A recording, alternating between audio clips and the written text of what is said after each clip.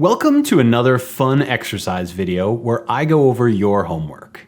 Today you're going to be working, very unsurprisingly, on animating a logo that, also unsurprisingly, is a lot like the one that I animated in the lesson. And of course, now that you know about importing, I'm just going to go ahead and give you the Photoshop file and you can bring it into After Effects yourself. So first, let me just jump into Photoshop and show you what I'm talking about. Now, like with the other projects, we've prepared an easy and a hard version for you to work on.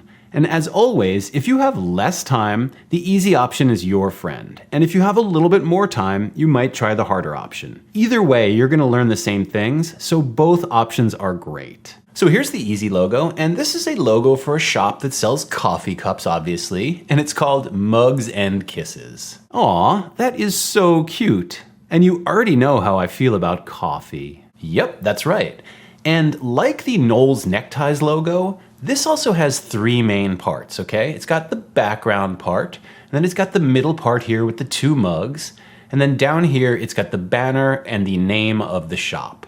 The other logo also has three main parts, so I'm looking for you to animate either one with the same general structure that I used, which is that 1, 2, 3 structure, okay? Where there's some small overlap between the sections. 1, 2, 3. Great. Okay, so if we look at the way this is laid out up here in Photoshop, we can see that it's pretty similar to how Knowles Neckties was set up, all right? The background stripes are here in a group all by themselves. There's 6 of them, right? And then I've got a live type layer here that you can convert eventually to shapes in After Effects so you can animate it that way.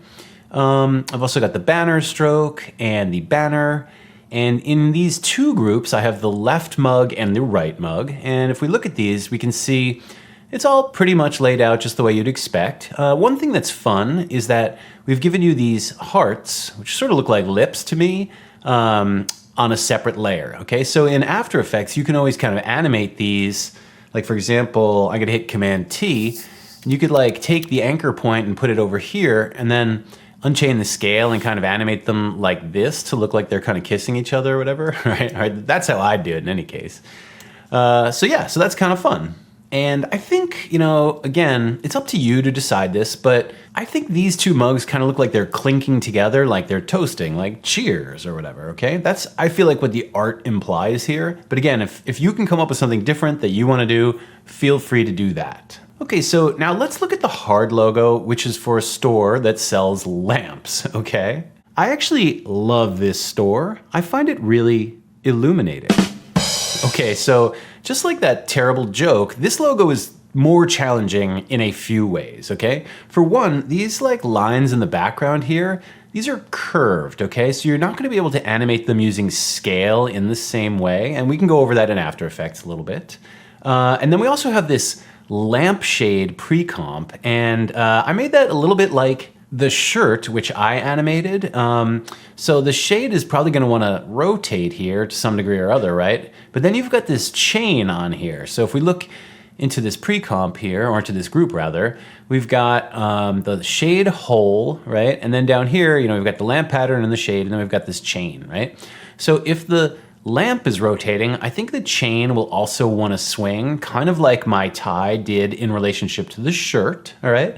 And then also you could, again, you don't have to, but theoretically, the reason that you have a pull chain on a lamp, right, is that if this possibly gets pulled down or whatever, right, it might turn the lamp on, and you might be able to do that by changing the color of this element here, potentially, when the chain pulls down. I don't want to say too much, but yeah, I don't know. That's kind of what I'm imagining. One last thing.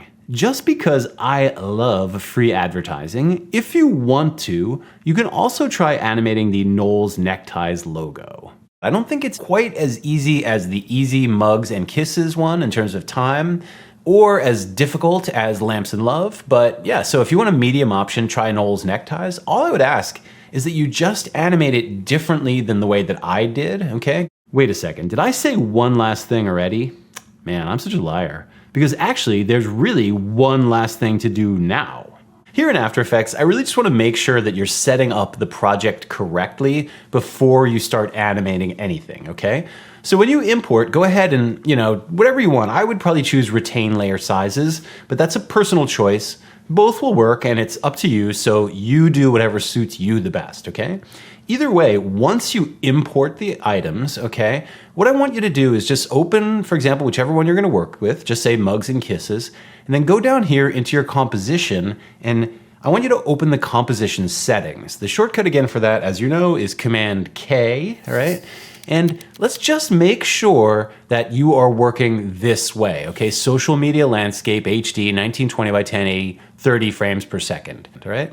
And one other thing is that you just wanna make sure that the duration is a good length for you. Like for example, if this is set to like 5 minutes or something, then that would be way too long. I kind of think that 10 seconds is probably a good composition length in this case, because I assume that your animation of the logo and stuff is gonna be like 4 to 7 seconds, something like that, okay? So a 10-second composition duration is pretty good for that, all right? So let me just get into a few specifics about the individual projects here, okay? So here in Mugs and Kisses, this one's pretty straightforward. I did kind of want to mention one thing, and that's about the trick that I showed about breaking down type, okay? So with live type layers from Photoshop, they'll open as a Photoshop layer here that's not live, and we don't want this to be live, but we want to convert this to shapes. So I'm going to first right click on this and go to create and convert to editable text, right? Which converts it to editable text as predicted.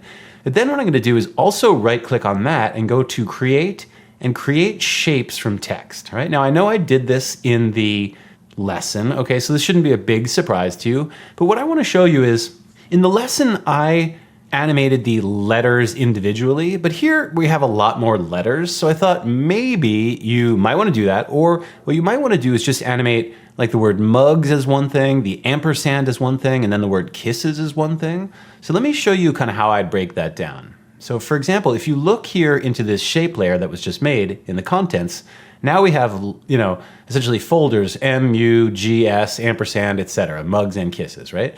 So if I want to break this down into 3 different, you know, words, although ampersand's not a word, but follow with me, I would just take this and duplicate this twice, okay? Right, and then what I'll do is open this top one, get in here into the contents, and see it says mugs here. So now I can just select the ampersand down to the bottom of the S and kisses and delete this, okay? And now I could just rename this as mugs, right? All right, so I think you could see how this is gonna work now. I can get rid of the mugs there and then the kisses there just by selecting those and deleting them. And now I could name this ampersand and so on, okay? I don't need to do this for all 3, but I think you could see how I could do that for kisses. And then after that, I would have, you know, this layer would be mugs, this layer would be the ampersand, and then I'd have a kisses layer. And then I could animate those separately, but as their own whole words. And of course, like I mentioned in Photoshop, you might want to get in here into the pre-comps and animate these hearts to look like they're kissing or whatever. Again, I leave this totally up to you. That is your job, all right? So let's just look at lamps and love for 1 second. And again, so this one's definitely gonna take a little bit more time. These background stripes, if we get in here, these are actually very hard to see here because they're a low opacity. So what I would do is actually press Command K again. And what you could do is for this comp, you could make like a lighter background color, okay? And set that like that and turn this back on. Now that these are a little bit easier to see that way. And remember, that background color that I set is just a reference. This is still transparent back here, okay? In any case, in order to animate these, like if we look at like this one here, okay, just by itself, it's curved, so that scale gag is gonna look weird if I set this over to the end here and then try to like unchain the scale and animate it this way. It's just gonna look rather strange, I think. So the best way to go here, I think, is I'm gonna put the anchor point back in the center. It doesn't really matter, I would probably use a mask on this. So if I choose my rectangle tool, okay, this is not a shape layer. So essentially, I could animate it to look like this by animating the mask path, right? That's how I would animate these. So you'll have to do each one of them by hand separately, okay? Or at least that's what I think, right? Additionally, let's see. Oh, you've got this banner here too, which is slightly more difficult. What I would do is I've already broken the banner down into like left, middle, and right for you. So I think a mask would actually work really well. Just a straight mask, if it just animated across like this, it would look like it's drawing itself on, okay? And then, you know, for this next one, you would just want to like, because of the way this is cut, you would want this mask to sort of move across like this, right? And first kind of pull this on as well as the rest of the banner, right? So I would have all three of those animate that way, or that's what I think I would do in any case. And then you can have the words. These are already broken down into 3 words for you in Photoshop, but you can have these animate letter by letter or whatever you want. And then there's the chain thing, which we already talked about, and the heart, etc. And one thing will be figuring out how to bring this lamp on in the first place, so that'll definitely be your challenge. Now remember, whichever one of these that you choose, or even Noel's neckties, if that's the way you want to go, just make sure to use generate and fill to customize the colors the way that you see fit. Just to make it super clear, your homework is to animate one of these 3 logos. If you have less time, try animating the Mugs and Kisses logo. If you have more time, try animating the Lamps and Love.